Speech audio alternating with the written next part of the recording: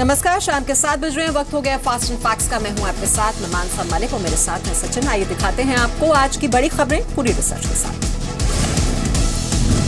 जनार्दन रेड्डी की बेटी की 500 करोड़ रुपए वाली शादी फिर चर्चा में है। जनार्दन रेड्डी पर काले धन सफेद करने के गंभीर आरोप लगे। एक सरकारी अफसर के ड्राइवर ने अपने सुसाइड नोट में इस बात का आरोप लगाया है कि जनार्दन रेड्डी उसे इसलिए परेशान करते थे क्योंकि उसे पता था कि जनार्दन रेड्डी 100 करोड़ का काला धन सफेद करवा रहे हैं। खुदकुशी करने वाले ड्राइवर का नाम रमेश गौड़ा है और वो भीमा नायक नाम के स्पेशल लैंड एक्विजिशन अफसर का ड्राइवर था। इस मामले की जांच होगी। इनकम टैक्स तो केंद्र के अंडर में आता है, वो तो केंद्र के अधीन है, ईडी केंद्र के अधीन है, तो इस रिपोर्ट को तो केंद्र को देना पड़ेगा। लेकिन इसमें आपकी सरकार तेजी से हमारी सरकार क्या, किसी की सरकार भी हो, उसको करना चाहिए। नहीं करेगी तो दबाव डालेगा, उस पर जनता का दबाव डालेगा। I don't know anything about the details. Just now you are telling all these things. If an inquiry is conducted, truth will come out. That's what I am telling. कभी बीजेपी में रहे जनार्दन रेड्डी अब बीएसआर कांग्रेस पार्टी के नेता हैं। जनार्दन रेड्डी भारत के सबसे अमीर नेताओं में गिने जाते हैं। रेड्डी पर धोखाधड़ी और अपने अधिकारों के गलत इस्तेमाल के आरोप हैं। सुसाइड करने वाले ड्राइवर के मुताबिक जनार्दन रेड्डी ने 20% कमीशन देकर काले धन को सफेद कराया है। नोट बैन के फैसले को आज लगभग 1 महीना पूरा हो गया है। 16 नवंबर को शुरू हुए संसद के शीतकालीन सत्र में इस मुद्दे पर हंगामा जारी। विपक्ष ने सरकार पर एक बार फिर जल्दबाजी में नोट बैन के फैसले को लागू करने का आरोप लगाया। सरकार ने कहा कि विपक्ष सिर्फ टीवी के लिए हंगामा कर रही है। सुबह राम रेड्डी जी ने सवाल पूछा था, उसमें कहा है कि बैंकों में पूरा पैसा है। अगर बैंकों में पैसा है तो ये लोग आत्महत्या क्यों कर रहे हैं? फिर एटीएम्स में पैसा क्यों है? जो उत्तर उन्होंने दिया है ये गलत है, ये ठीक नहीं है। किसी ना किसी बहाने को लेकर रोज उस चर्चा को रोकने का प्रयास ये सारा विपक्ष करता है। सरकार इस प्रकार का जो हथकंडा अपनाया जा रहा है, इसके लिए निश्चित रूप से तैयार नहीं है। जो चर्चा अधूरी है, अगर विपक्ष में हिम्मत है तो मैं आज भी चुनौती देता हूं कि उस चर्चा को तुरंत आरंभ किया जाए। कि सरकार लोकसभा में क्यों भाग रहे हैं, चर्चा से, वोटिंग से क्यों भाग रहे हैं, इसके जवाब पहले दे, उसके बाद विरोधी जवाब। 15 दिन का जो ये एकदम हाउस में कुछ नहीं हुआ, ये कोई अच्छा संदेश विपक्ष के लिए नहीं है। जो आदमी जगह जगह घूम घूम के इसका श्रेय ले रहे हैं, जो कह रहे हैं मेरी, वो तो बैठे पूरे टाइम चर्चा में, तब तो चर्चा होगी। बयान बाहर दिए गए कि ये विपक्षी दल जो समर्थन कर रहे हैं कि काला बाजारियों के साथ है, तो उस पर विपक्ष कह रहा माफी मांगे। इससे पहले बीजेपी संसदीय दल की बैठक में पीएम ने सांसदों से कहा कि वो चुनाव प्रचार की तरह नोटबंदी, डिजिटाइजेशन, कैशलेस सिस्टम का प्रचार करें। पीएम ने सांसदों से कहा कि विपक्ष संसद नहीं चलने दे रहा है। पीएम मोदी ने कहा कि वो खुद राज्यसभा में गए थे, वहां उनके खिलाफ विपक्ष ने नारे लगाए। पीएम मोदी ने कहा कि वो हंगामे के बावजूद सदन में बैठे रहे, लेकिन विपक्ष चर्चा से भागता रहा। शीतकालीन सत्र 16 दिसंबर तक चलेगा। अभी तक का अधिकतर वक्त हंगामे की वजह से बर्बाद हो चुका है। बीजेपी नेता सुब्रमण्यम स्वामी ने आज एआईएडीएमके को लेकर बड़ा बयान दिया है। राज्यसभा सांसद सुब्रमण्यम स्वामी ने कहा कि एआईएडीएमके अब टूट जाएगी क्योंकि शशिकला मुख्यमंत्री पन्नीरसेल्वम से जो करने को कहेंगी वो नहीं करेंगे। स्वामी ने यह भी कहा कि अभी तमिलनाडु में बीजेपी के पास कोई बड़ा चेहरा नहीं है। शशिकला उसको हटाने पसंद करेगी क्योंकि जो वो काम उनसे कराने के लिए चाहेगी वो भी वो कर नहीं पाएगा, तो इसीलिए किसी और अपना कोई आदमी को लाने की प्रयास करेगी उसी समय पार्टी का। परंतु आज की परिस्थिति में बीजेपी के पास कोई ऐसा व्यक्ति नहीं है जो प्रांत स्तर पर तमिल लोग उसको मानेंगे। लेकिन तमिलनाडु के मुख्यमंत्री पन्नीरसेल्वम को स्वर्गीय जे जयललिता का भरोसेमंद माना जाता है। यही वजह है कि जब भी जयललिता मुश्किल में पड़ी, उन्होंने पन्नीरसेल्वम पर भरोसा किया। चाय की दुकान से शुरुआत करने वाले 65 साल के पन्नीरसेल्वम 2001 में पहली बार जयललिता सरकार में मंत्री बने। 2001 में जब जयललिता को मुख्यमंत्री पद से इस्तीफा देना पड़ा, तब भी उन्होंने पन्नीरसेल्वम में भरोसा जताते हुए उन्हें मुख्यमंत्री की गद्दी सौंपी।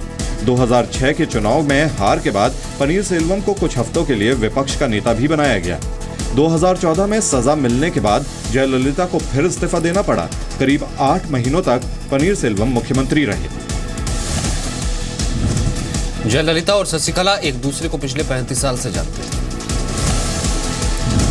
जयललिता के निधन के बाद आज उनके समाधि स्थल पर समर्थकों ने अपने बाल मुंडवाए।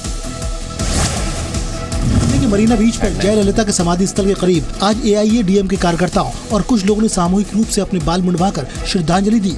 कई महिलाओं ने भी अपने बाल मुंडवा दिए। बाल मुंडवाते हुए महिलाएं फूट कर रो रही थीं। महिला पुलिसकर्मियों की आंखों में भी आंसू दिखाई दिए। महिलाओं को कहना था कि जयललिता उनके लिए सिर्फ नेता नहीं बल्कि सब कुछ थी।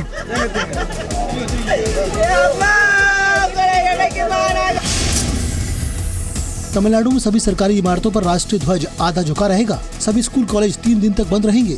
एक हफ्ते तक मनोरंजन का कोई आधिकारिक कार्यक्रम नहीं होगा।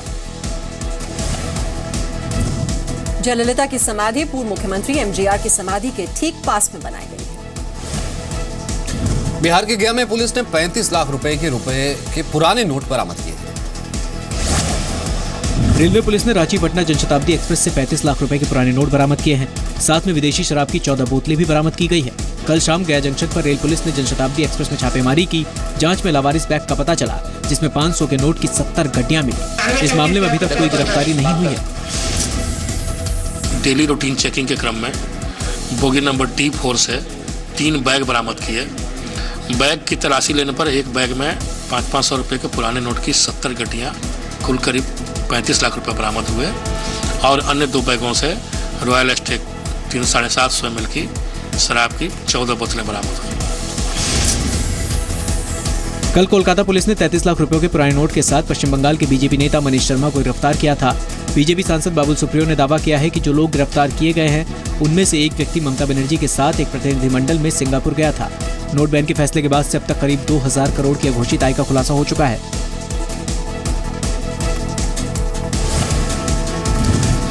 रेलवे पुलिस को यह कैश रूटीन छानबीन के दौरान मिला है। नोट बैन के बाद पहली मौद्रिक समीक्षा में रिजर्व बैंक ने दरों में कोई बदलाव नहीं किया है। RBI ने रेपो रेट और CRR को पुराने लेवल पर ही बरकरार रखा है। ऐसे में रेपो रेट 6.25% और CRR 4% पर बना रहेगा। RBI ने वित्त वर्ष 2016-17 के लिए आर्थिक ग्रोथ के अनुमान को 7.6 से घटाकर 7.1% कर दिया है। That given the reduction of the policy rate of 25 basis points in October, which cumulated to a reduction of 175 basis points since January 2015, a further reduction in the policy rate is not warranted at this juncture. RBI के governor ने कहा कि system में मौजूद black money को रोकने के लिए नोट बैन का फैसला सही था। उर्जित पटेल ने कहा कि नोट बैन का फैसला किसी तरह की हड़बड़ी में नहीं लिया गया। उर्जित पटेल के मुताबिक RBI लगातार नोटों की सप्लाई बढ़ा रहा है। उर्जित पटेल ने बताया कि 500 और 100 रुपए के नोट की प्रिंटिंग बढ़ा दी गई है। RBI ने मौद्रिक समीक्षा में बैंकों के लिए 100% इंक्रीमेंटल CRR की लिमिट को हटा दिया है। यानी अब बैंकों को अपने यहाँ होने वाले डिपॉजिट के अनुपात में पूरी रकम CRR के रूप में रिजर्व नहीं रखनी पड़ेगी। बीती रात से आज दोपहर तक पूरा उत्तर भारत कोहरे की चपेट में है। कोहरे की वजह से रेल और हवाई यातायात पर असर पड़ा। कल आधी रात से ही कोहरा बढ़ना शुरू हो गया था। कोहरे की वजह से ठंड में भी इजाफा हुआ है।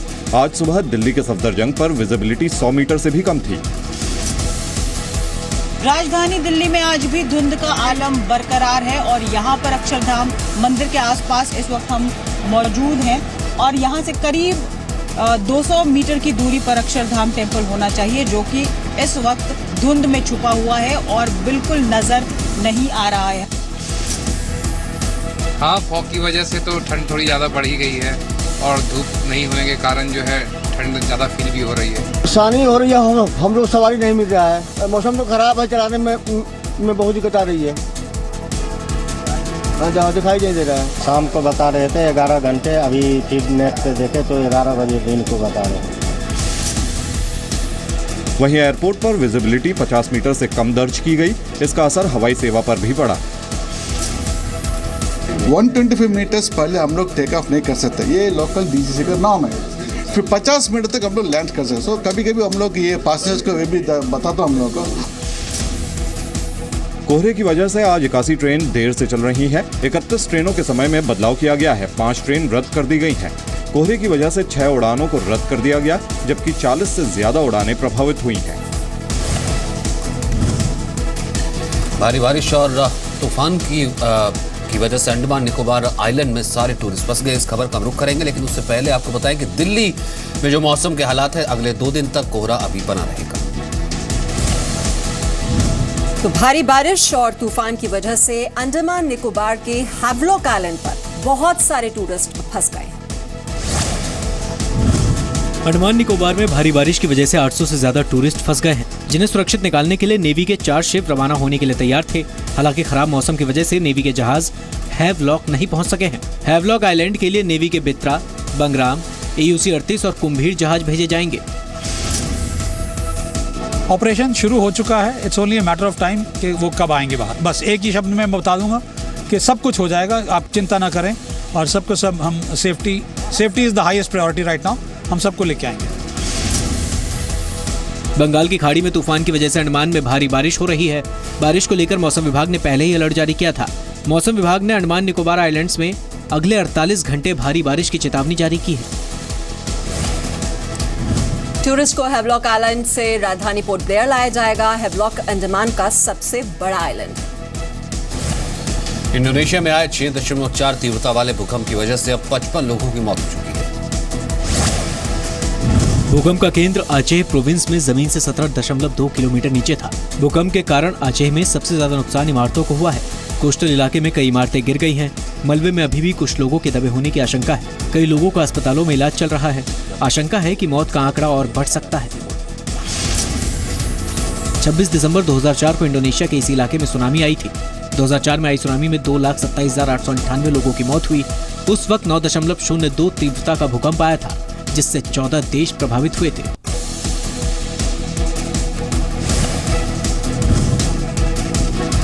हालांकि आज आए भूकंप के बाद सुनामी का अलर्ट जारी नहीं किया गया है। अंतरिक्ष में भारत को एक और कामयाबी मिली है। श्रीहरिकोटा से PSLV ने Resourcesat 2A remote sensing satellite को लॉन्च किया है। श्रीहरिकोटा के सतीश धवन स्पेस सेंटर से PSLV C-36 के जरिए रिसोर्ससैट 2A को अंतरिक्ष में भेजा गया। 1235 किलो का सैटेलाइट भारत के जमीनी संसाधनों के बारे में जानकारी देगा। ये जानने में मदद मिलेगी कि देश के कौन से हिस्से में कौन से मिनरल हैं। ये PSLV की 38वीं उड़ान थी। PSLV की 36 उड़ान कामयाब रही हैं। हुर्रियत कॉन्फ्रेंस के पर्यटकों से कश्मीर आने की अपील करने पर बीजेपी ने कहा है कि कश्मीर में शांति स्थापना में अगर कोई सबसे बड़ा रोड़ा है तो वो हुर्रियत कॉन्फ्रेंस ही है। वहीं कांग्रेस ने कश्मीर के हालात के लिए सरकार और हुर्रियत दोनों को जिम्मेदार बताया है। कश्मीर में बंद बुलाने वालों की अकल ठिकाने आई। आवाम नाराज हुआ तो याद आए अतिथि।